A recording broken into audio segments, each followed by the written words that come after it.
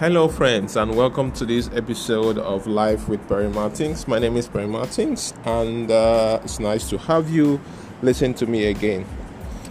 This evening, I was just thinking about humanity, civilization, and I'm wondering, are we getting better, or we're just the same set of people like our forebears who came before us? Are we getting better? Are we getting civilized, or we are still barbaric in ourselves and in what we do, And when you begin to think about this thing, it's just obvious that having newer model of cars and, fancy houses and fancy restaurants doesn't really translate to being civilized. If our humanity is not changing for us to become better people and live more sanely, what is the difference between us and, the generation that wiped out entire nations and families, just because, there is a little scuffle or problem or an issue? What is the difference between us and the generations that waged war and the generations that enslaved entire populations? What is the difference between us and the generation that did some of these very, hideous things? If we're not getting better, and why am I thinking in this direction? This is very, unlike what I would normally talk on my podcast. But I was just walking down the streets here in Dubai, and I'm looking at these very tall buildings, and I'm asking myself, would there be any day in history that they would say this civilization was wiped out? The way you are reading history and they will tell you, that there was the Mayan Empire or the Mayan civilization, and then it was wiped out. Or there was Atlantis, or there was the Sumerian Empire and Sumerian, generation, and they were wiped out. And I was asking myself, would it come to a time in history where they will say, there was the UAE, or maybe American, or any of the nations, right now that are doing so well? Because if you read history, you would literally see the same thing.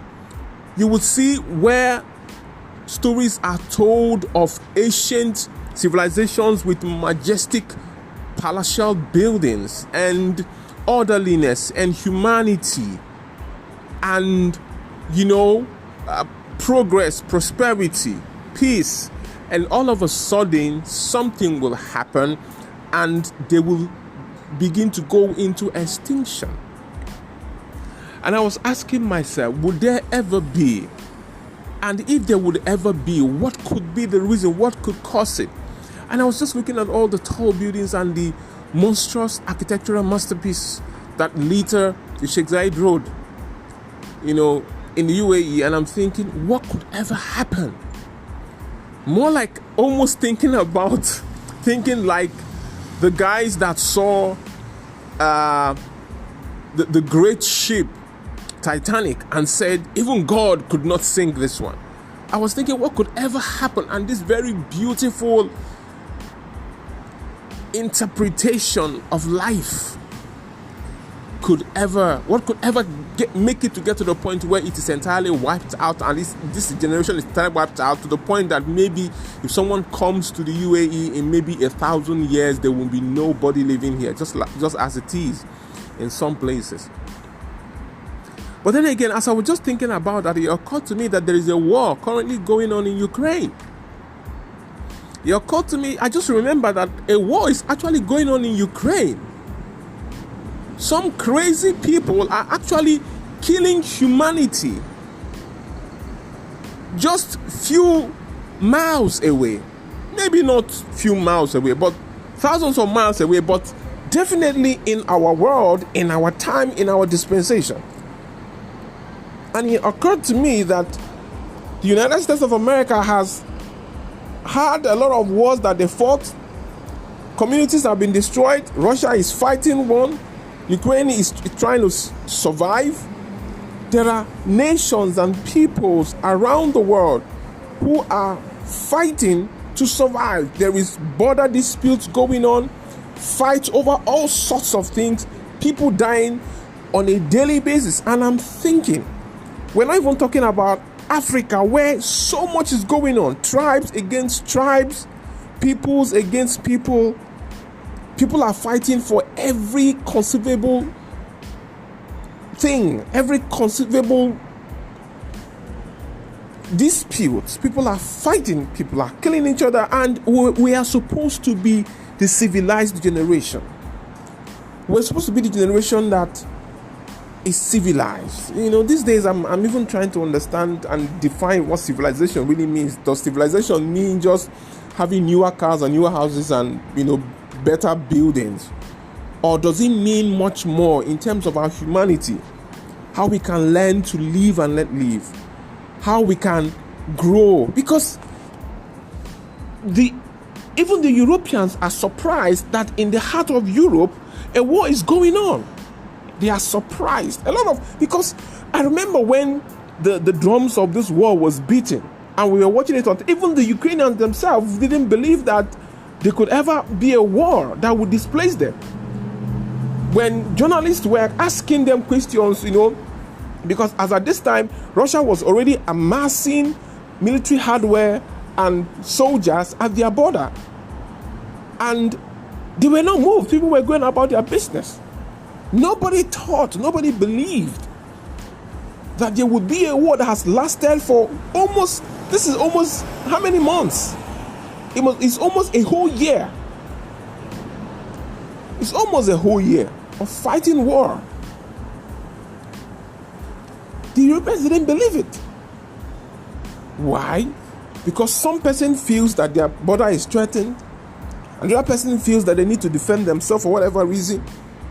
And with all of this, a war begins, people are fighting, because the truth is, once the first blood is shed, there's no turning back again till a resolution is found or till there is a victor. Once the first blood is shed, it's a free-for-all. So I'm now asking myself, are we getting civilized?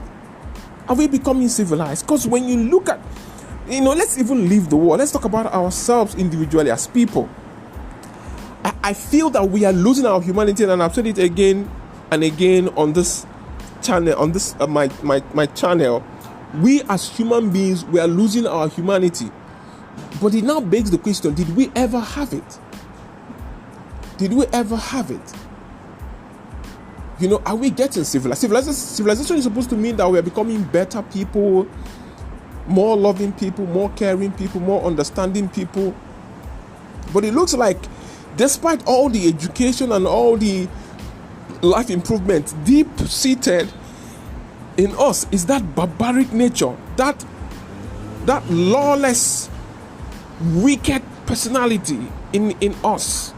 It looks like, despite all the education and finer things of life, and at the base, with a little push and trigger, the barbarism just shows up again. With a little trigger, barbarism shows up again. This is a call to anybody who is listening to my voice.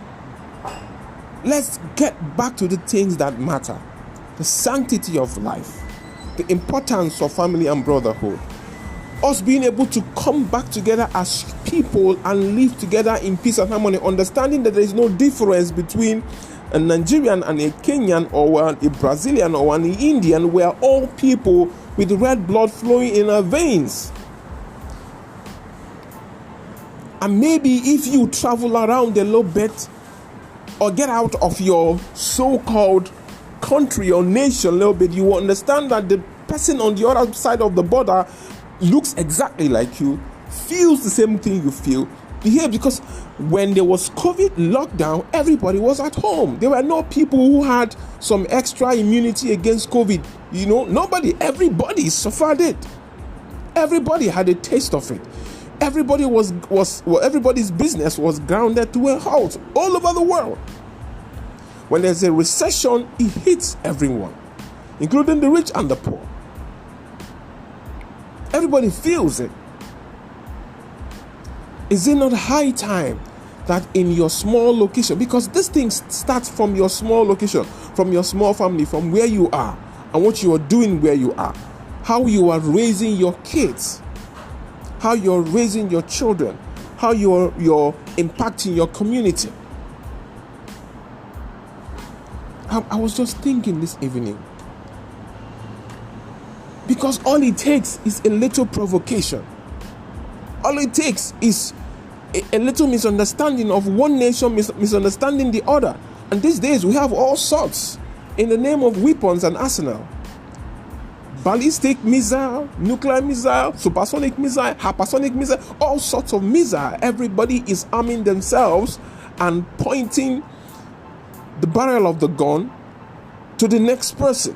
And this other person is, so literally, if something happens and the world goes into a pandemonium of attacks and war, we will destroy ourselves over and over and over again with the amount of arsenal that is out there. And everybody is feeling, one person is feeling that they have the most latest technology. Hello, somebody else is going to come up with something faster and more deadly than your own. Somebody will come up with it.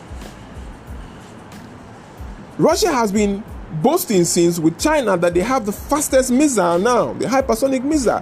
Guess what? The US has caught up with that. Somebody will always catch up. Somebody will always have some, and then you don't know, what the other person has that they have not told the world that they have. It might be in better, form, but they have it.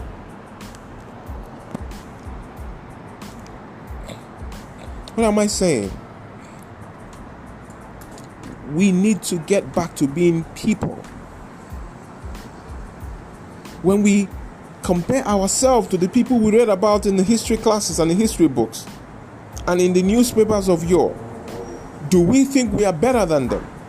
When you watch that historical movie or historical sitcom or episodes and you see the acting of the actors as they dress as the older generation, do you think you are better than them?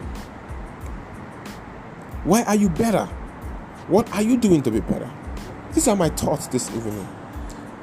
And this might be a wake-up call to you. And whoever you are who is listening to me this evening, we should get back to being people. We should get back to being people, to keep getting better. Our heart goes out to people who are dying all over the world in boundary clashes, full-scale war, invasions from one nation to another. Those who call themselves the world police, those who call themselves the world powers. Everybody, our heart goes out to people who are dying out of poverty, nations that have been denied the opportunity to become better because another bigger nation feels that you are not aligning with their policy. Because of that, they will starve you. This is happening all over the world. Are we getting better? We talk about world peace all the time, but it is far from our hearts. It's just on the lips. In fact, if you dig deep, you see that beneath the clamor for world peace, there are agendas. There are people who come to the table with their own agenda, their own personal agenda, national agenda, regional agenda. Whose agenda are we going to follow if everybody comes to the table with their own agenda? It's a pity. It's a pity. We need to make the world a better place, truly and sincerely, from our hearts, to become better people, from our families to our communities.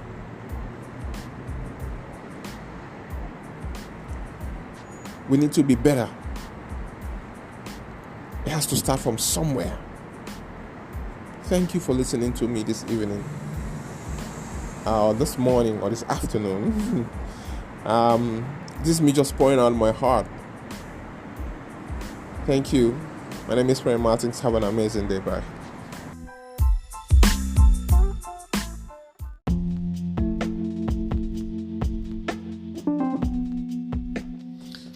Hello, friends. Welcome to this episode of Life with Barry Martins. My name is Barry Martins, and it's nice to have you on the show. So today I'm back to talking about life, and today I want to talk a little bit about mental health and how I deal with it.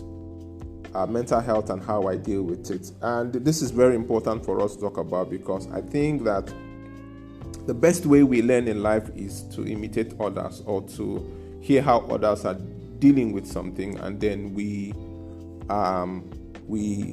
deal with it, right? So mental health and how I deal with it. When we talk about mental health, the one word that comes to mind quickly is depression. Depression is when it can mean a lot of things, but when you're feeling bad and feeling sorry for yourself, or feeling bad. Basically, it's a feeling where you're feeling bad because maybe things are not going the way you want it to go, or maybe there's a situation that has happened with you. You lost a loved one. There are several things that can bring about depression. There are other things that fall into the mental health space. I'm not a professional in it. I'm just talking about how I deal with things in life. Here on Life with Barry Martins, I basically just share about life situations and how I deal with it, and then how some of my friends deal with it. Basically, to give anyone listening to me a template, a guide, an example, that they can either learn from my mistakes or learn from my successes, right? So that's what we're doing on the Life with Barry Martins. So don't forget that my anchor is on the Word of God because I'm a Christian, right? So I'm not a professional in some of the things I'm sharing. I just share from my personal life. That is why it's called Life with Barry Martins. So first question is what is mental health, or what leads to mental health situations? For example, is depression. I think one of them is expectations that were not met. When you have certain expectations, I want to be a billionaire by 30, I want to be this by that, or it could be when things just don't work out the way you wanted them to work out. It could also be that you had a bad experience.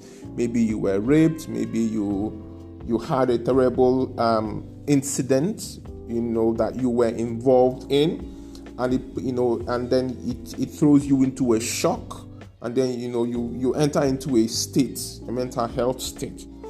So there are several things that can cause it. Maybe you're a young lady and you experienced a near rape situation, or even a rape situation, or you were trafficked. There are several things that can throw people into mental health situation.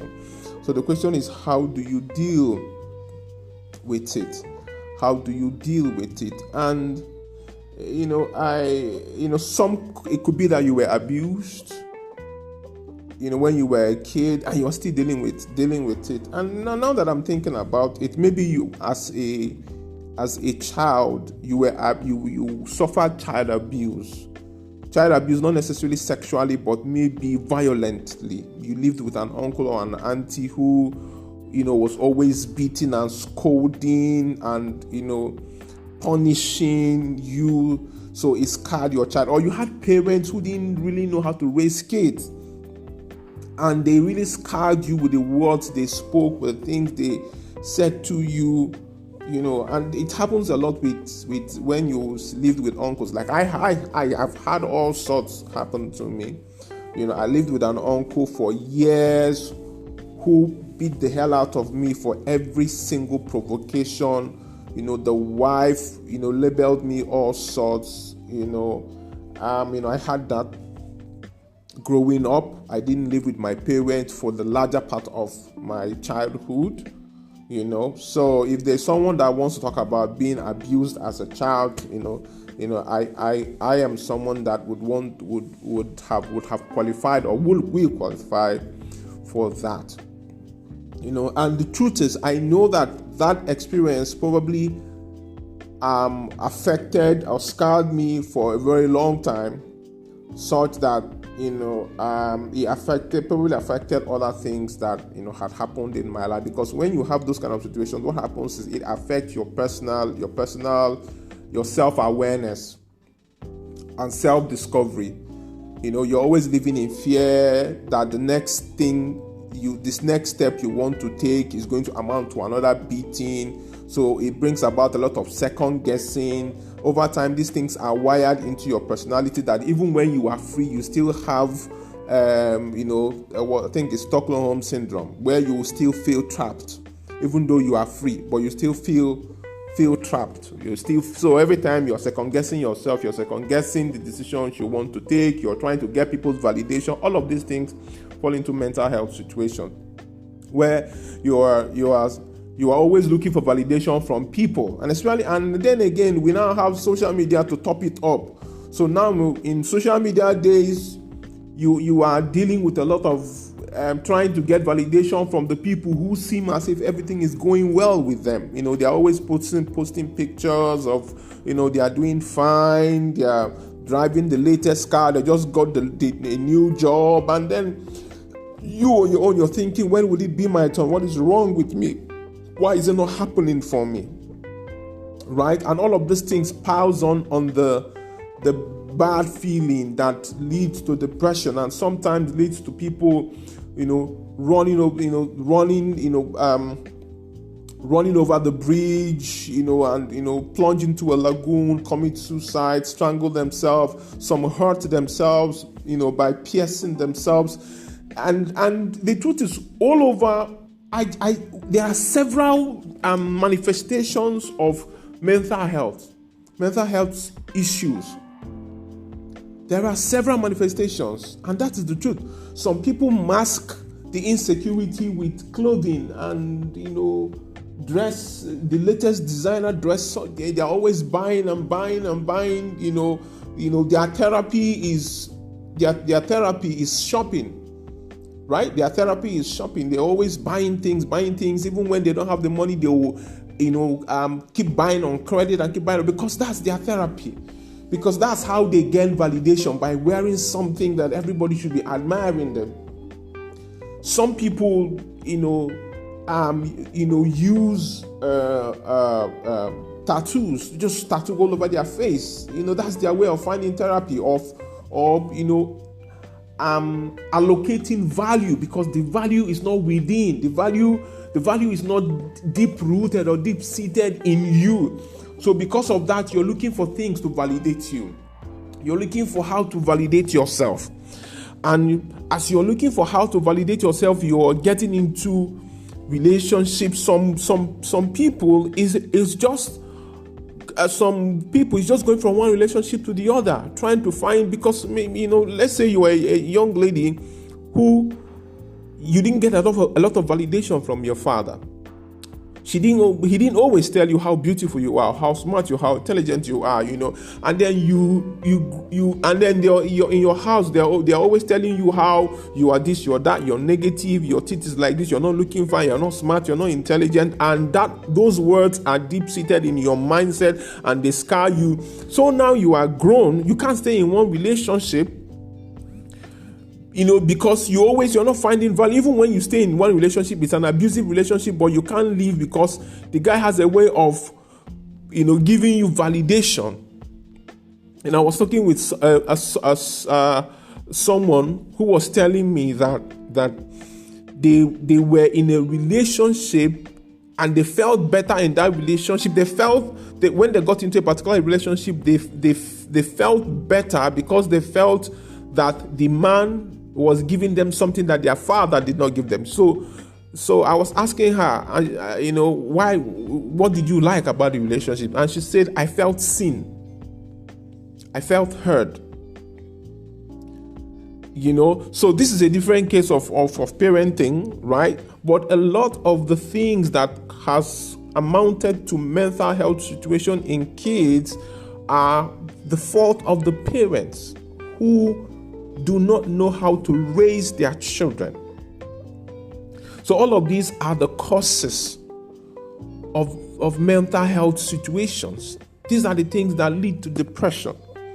And personally, I have had a bit of, experiences that would have been termed depression, but I can only point to one day in my life when I literally felt that I was depressed. And the reason is because we didn't really define it. In my days and in the days of the people before me, we didn't really define mental health. It wasn't defined. Depression wasn't really defined because everybody was hustling, everybody's struggling, everybody's angry, everybody's bitter, so everybody's just transferring the aggression on the next person. Right? Everybody's transferring the aggression on the next person. No wonder the now that we have been able to define what mental health is in Africa, we now see that there's a high rate of mentally, depressed people, of mental health cases, because we are just transferring the aggression from one person to the other, from father to mother to kids, in abusive homes and families, and negative words that have been piled up on a child, and then you grow up and then you pile it up on your own child, so that it's going to take intentional re-engineering for us to be able to begin to raise and groom healthy children. So that for me, I can only point to one day when I was like, ooh, this is depression, I'm feeling depressed. Because it was normal life. It was normal life. And for someone like me that had I had a terrible childhood, I lived with an uncle who really dealt with me, messed up my mindset, right? And from there, I entered, I moved, because I grew up with my uncle and the wife. And when I was about to get into my teens, that was when I moved, to stay with my parents. And they were living in serious poverty, abject poverty. So that further scarred me, because I had to, when it was time for me to go to the university, they didn't have the money, but they really wanted for me to go to school, but they didn't have the money. And my mom said, you know what? We have to do it. We have to look for a way to go to school. We can't have our only son not being educated. I mean, for someone like her, from the background she comes from, that's a very brave thing to do, because every other person wants to send their child to go and learn a trade from one master and then come out and, become a trader. But she had a different vision. And I give her lots of kudos for that. So now this is me, having a terrible time in school because I didn't have a place to stay, I didn't have accommodation, didn't have food to eat, didn't have money to buy clothes or money to even buy books. So I was literally living from hand to mouth, do whatever job I can get to be able to. I still remember some of the jobs we did back in school just to be able to raise money to eat.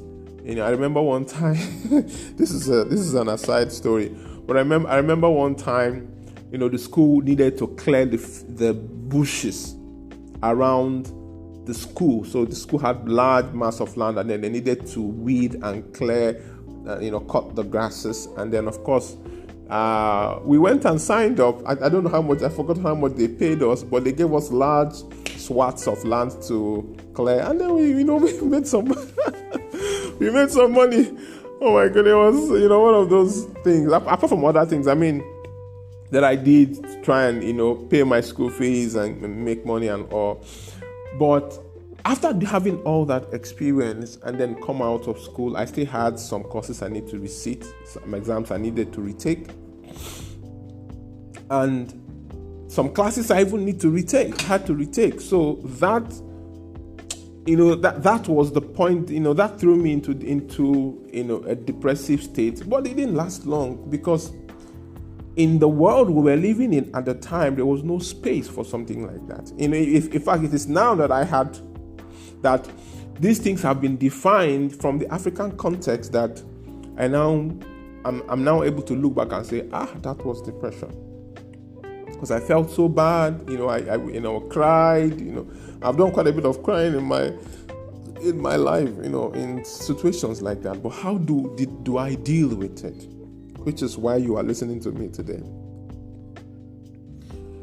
I am going to just take you to the Bible because that is where I find my strength. And I'm going to take you to a scripture that has been with me for a very long time, and that is Matthew chapter 6. Matthew chapter 6, and we'll just go down to Matthew 6.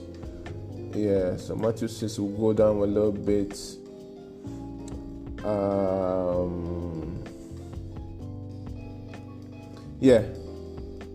So let's start from 25. It says, "Therefore I say unto you, take no thought for your life, what ye shall eat, what ye shall drink, nor yet for your body, what ye shall wear. Is not the life more than meat, and the body more than raiment?" I'm reading this. Let me read this in the Good News Bible. 26, it says, 25 says, "This is why I tell you, do not be worried about food and drink you need in order to stay alive, or about clothes for your body. After all, isn't life worth more than food? Isn't body worth more than clothes?" 26 says, "Look at the birds. They do not plant seeds, gather a harvest, put in barns, yet your Father in heaven takes care of them. Aren't you worth much more than the birds?" And now 27 says, "Can you live a bit longer by worrying about it?" Now that is powerful. Can you live a little bit longer by worrying? And why worry about clothes? Look at how the wild birds grow. They do not work nor make clothes for themselves. But I tell you that not even King Solomon in all his wealth have clothes as beautiful as these flowers. He says, "It is God who clothes this wild grass that is here today and gone tomorrow, burned in the oven. Won't he be all the more sure to clothe you? What little faith you have." Say, do not start worrying, saying, "Where will my food come from, or my drink, or my clothes?" These are the things that pagans and all others are concerned about. Your Father in heaven knows that you have need of these things. It now says, "Instead, be concerned about everything else in the kingdom, with what he requires of you, and he will provide you all those things." Now, for me, this is how I lived, and I have lived so far. Knowing that if I can't change something, why do I need to worry about it? For example, if I've had bad experiences in my life in the past, right? And I know that it has denied me opportunities because it has affected my life, my mindset, such that in the places I'm supposed to exert myself, I didn't because of a deep-seated restriction based on so many bad experiences I've had in life.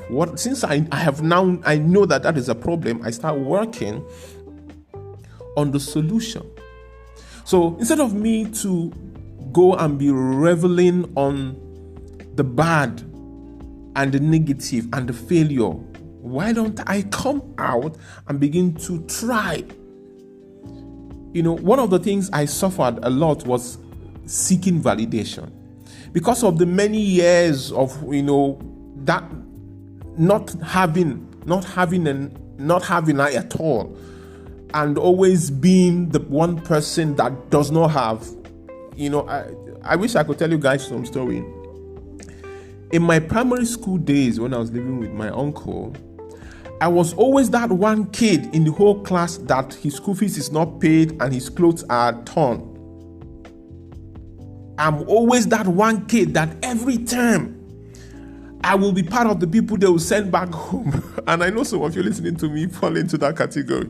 Those kids that they will send away because they didn't pay school fees. I will always be. Always. My clothes, my schools, my shorts are torn. It has been patched. And when your shorts, your school shorts, your uniform, It's torn and it has been patched and patched and patched and patched and patched to the point that there is a heavy pad of clothing, of clothes that is at the bottom. Oh my goodness. So all of that had created a deep-seated, imagine that. Now the truth is, I'm not the only kid. In the whole of the world or the whole of Africa, some children didn't even go to school. Some didn't go to school.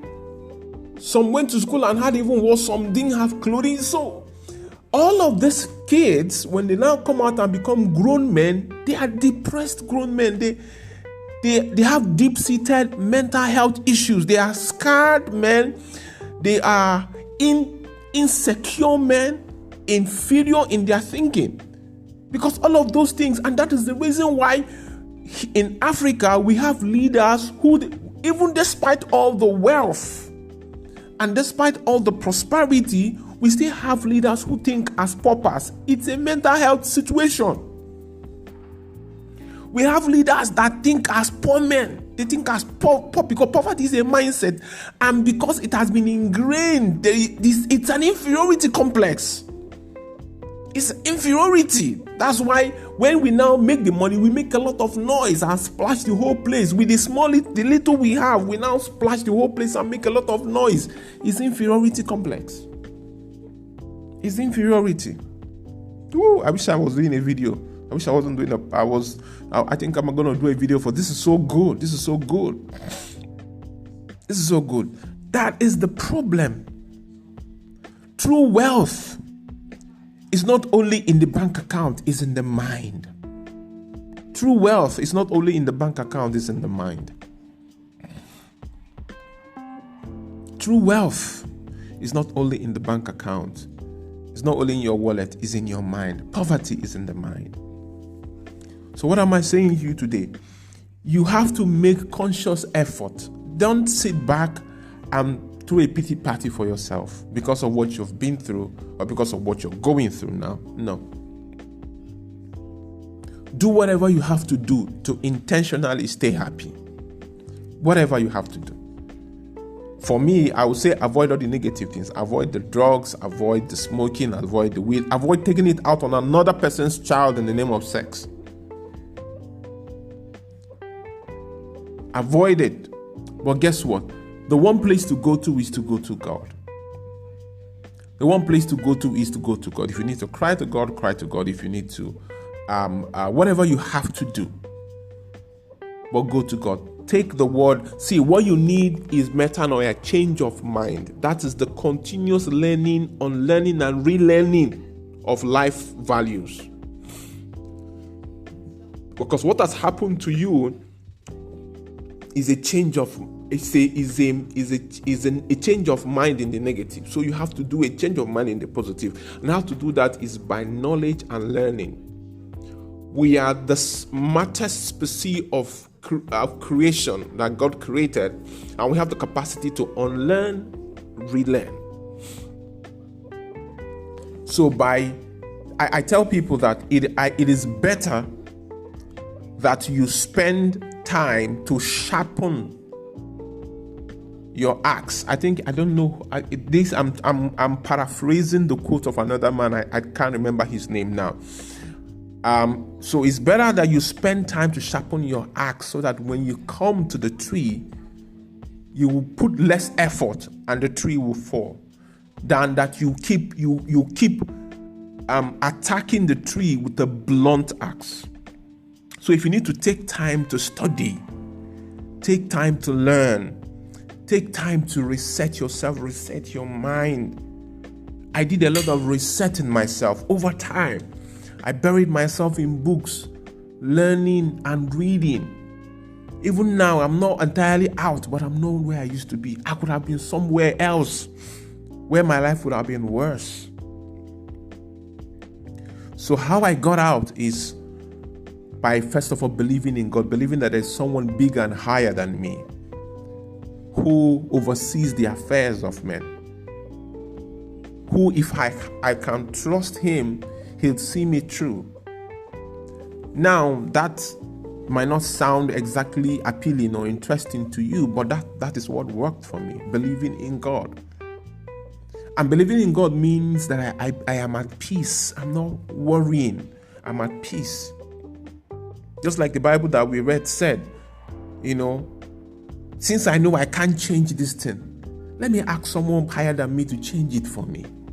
And be patient and stay at peace. I'm at peace. I'm at peace. And speak to myself, I'm at peace. I'm at peace with myself. I'm at peace with my past. I'm at peace. And I keep telling it to myself, I'm at peace. Because it's by speaking that you are able to program. Because what happened to you is that you were programmed. Now you have to reprogram yourself. You have to control, delete, and install new software, new operating system.